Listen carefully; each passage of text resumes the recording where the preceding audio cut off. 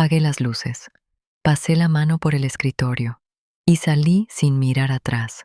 Eso fue hace 8 meses y todavía no sé cómo llamar a lo que perdí aquella noche, porque no fue el negocio.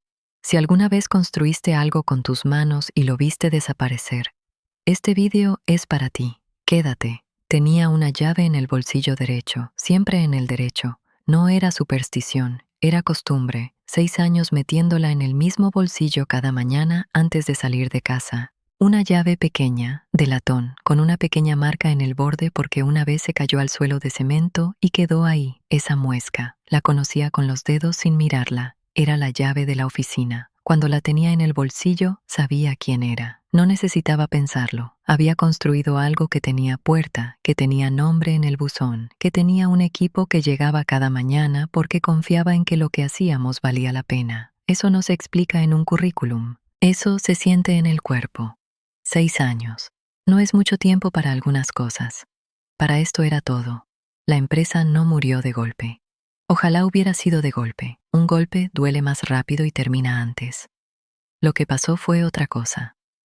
Fue una muerte lenta, del tipo que no ves venir porque cada día parece casi igual al anterior. Primero fueron los números, un trimestre malo, luego otro. Los dos tenían explicación. El mercado, un cliente grande que se fue, una propuesta que no salió. Explicaciones reales. Pero las explicaciones reales no pagan las nóminas. Luego fueron las reuniones. Las reuniones de equipo que antes duraban 2 horas, empezaron a durar 40 minutos. La gente llegaba, hacía su trabajo, se iba, sin quedarse, sin los 10 minutos de después donde pasaba lo importante. Las ideas que surgían de la nada, las bromas, la sensación de que estábamos construyendo algo juntos. Y luego, fue el silencio. Un martes por la tarde, cerré un cliente nuevo. No era un cliente enorme, pero era bueno. Era el tipo de cliente que antes habría hecho que todo el equipo se alegrara. Mandé un mensaje al grupo y esperé. 4 horas. Tardaron 4 horas en contestar. Antes habrían respondido en 2 minutos. Ese silencio de 4 horas fue la primera vez que supe, sin poder negarlo, que algo se había roto que no tenía arreglo. 3 meses después, cerré la empresa. La última noche fue un miércoles. No había nadie más. Me quedé solo para hacer las últimas cosas. Cerrar sistemas, ordenar papeles, dejar todo en orden para lo que viene cuando una empresa deja de existir. Hay mucho papeleo en el fracaso. Nadie te lo cuenta, pero hay mucho papeleo. Cuando terminé, apagué los ordenadores, apagué las luces del fondo, apagué las luces del pasillo, y me quedé un momento en la oscuridad, de pie en medio de lo que había sido mi oficina durante 6 años, con la llave en la mano. Pasé la mano por el escritorio. No sé por qué lo hice. No había nada que buscar. Creo que era una forma de despedirse, que el cuerpo sabe hacer aunque la cabeza no encuentre las palabras. Salí, cerré la puerta y no miré atrás, porque sabía que si miraba atrás no iba a poder irme. Lo que vino después fueron 8 meses. Voy a parar aquí un momento, porque lo que voy a contar ahora es lo que más me costó admitir. No lo del negocio, no el dinero. Lo que voy a decir ahora. Y no quiero decirlo como si fuera fácil de entender, porque tardé meses en entenderlo yo. El primer mes pensé que estaba bien. Tenía cosas que hacer. El papeleo del cierre, conversaciones pendientes, deudas que ordenar. La actividad me protegía de tener que sentarme a pensar. El segundo mes se acabó la actividad y entonces empezó lo que no tenía nombre. No era tristeza, exactamente. La tristeza tiene una dirección. ¿Sabes por qué estás triste? Esto era otra cosa. Era levantarme cada mañana y no saber quién era. Durante 6 años había una respuesta automática cuando alguien me preguntaba a qué me dedicaba. Ahora no había respuesta. Había un silencio incómodo y luego algo vago que no terminaba de sonar verdad. Busqué trabajo. Encontré trabajo. Un trabajo que pagaba las facturas y que no era malo, objetivamente.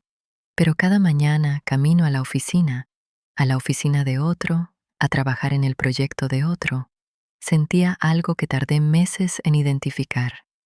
No era envidia, era extrañeza, como si estuviera viviendo en un cuerpo que no era exactamente el mío. Lo intenté 2 veces. La primera, un proyecto pequeño. Una consultora con un socio nuevo, alguien que conocía, alguien en quien confiaba. Llegué hasta tener el nombre pensado. Me gustaba el nombre. Nunca abrí el ordenador para hacer el plan. Cada vez que lo intentaba había algo. Un correo urgente del trabajo, una llamada, el cansancio de la semana. Mentiras. La verdad era más simple y más dura. No podía empezar porque empezar significaba que podía volver a perder. Y no sabía si sobrevivía a perder de nuevo. La segunda vez llegué más lejos. Hablé con un inversor, hubo interés, hubo una segunda reunión. Concretamos una tercera llamada para el jueves por la tarde. El miércoles por la noche cancelé sin explicación. Y no volví a contestar los mensajes, no porque no creyera en el proyecto, porque no creía en mí. Eso fue lo más difícil de admitir, que el problema no era el mercado, ni la economía, ni la mala suerte.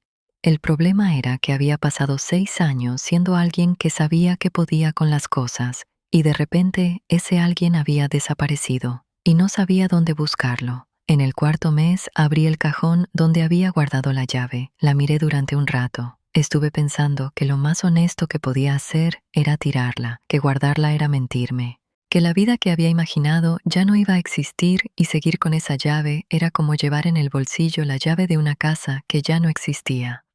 La sostuve sobre la papelera y no pude. No fue esperanza, no fue valentía, fue una pregunta que no pude responder. Si tiro esto, ¿qué queda? Y mientras no tuviera respuesta, tirar la llave era cerrar una puerta que todavía no sabía si necesitaba. Así que la volví a guardar. En el cajón, no en el bolsillo derecho. Eso ya no podía. En el cajón. Y seguí contando los lunes. 16 semanas. 24, 30. Si esto te está removiendo algo, escribe una palabra en los comentarios. Solo una. La que sea. En el 6.º mes pasé por la calle donde había estado la oficina. No lo planeé. Estaba volviendo a casa desde otro sitio y el camino más corto pasaba por ahí, y en algún momento me di cuenta de que estaba en esa calle y ya era tarde para cambiar de ruta sin que pareciera que estaba huyendo de una calle. Había una tienda nueva en el local. No sé qué esperaba, que estuviera vacío quizás, que hubiera algo que indicara que ese espacio había sido importante.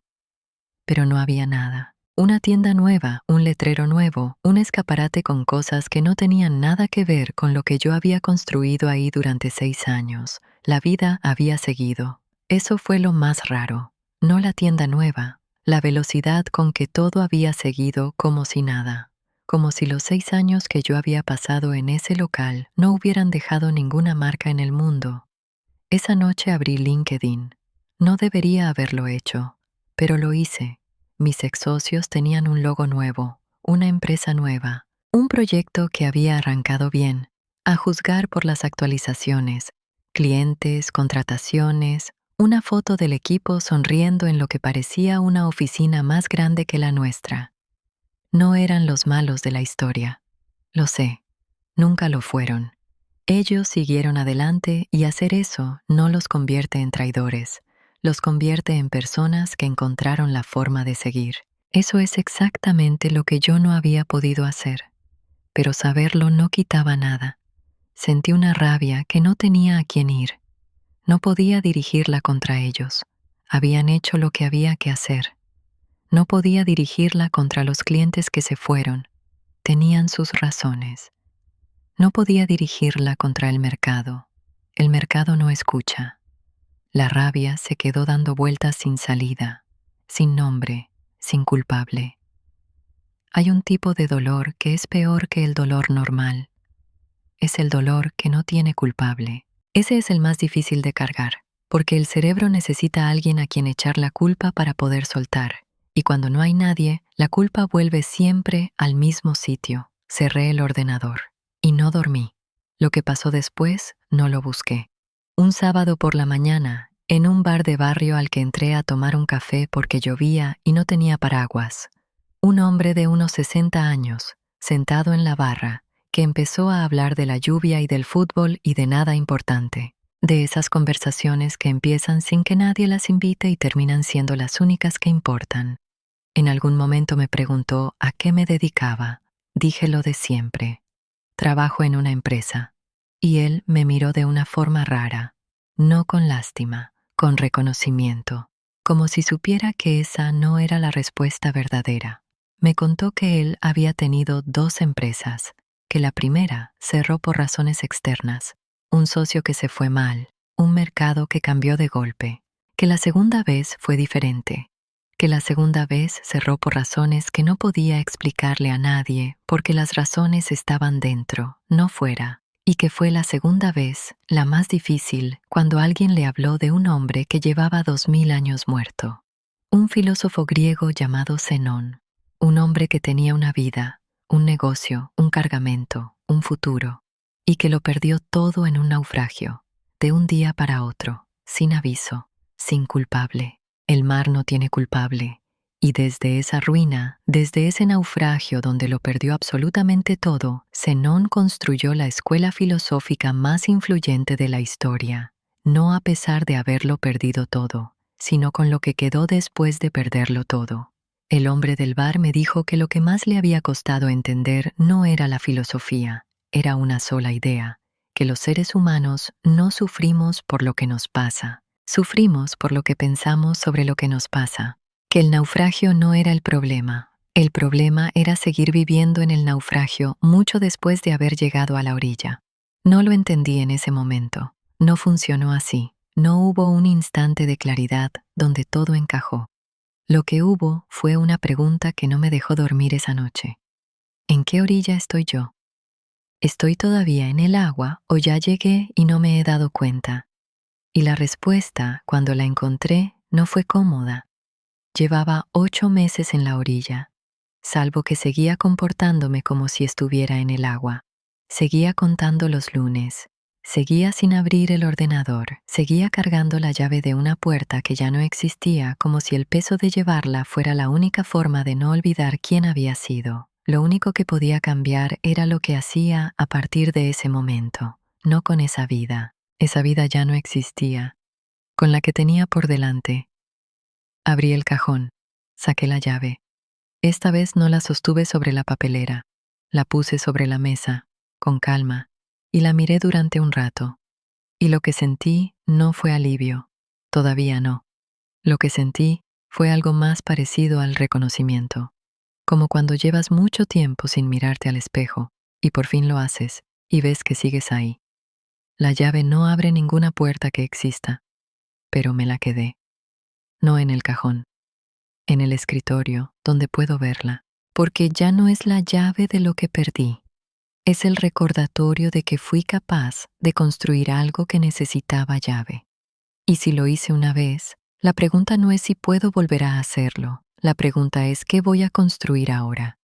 Hay personas que cuando pierden todo se vuelven más pequeñas, y hay personas que deciden que eso no va a ser lo último que hagan. Los que siguen en este canal ya saben que el fracaso no es el final de la historia, es donde empieza la parte que importa. Los que no, vuelven al scroll.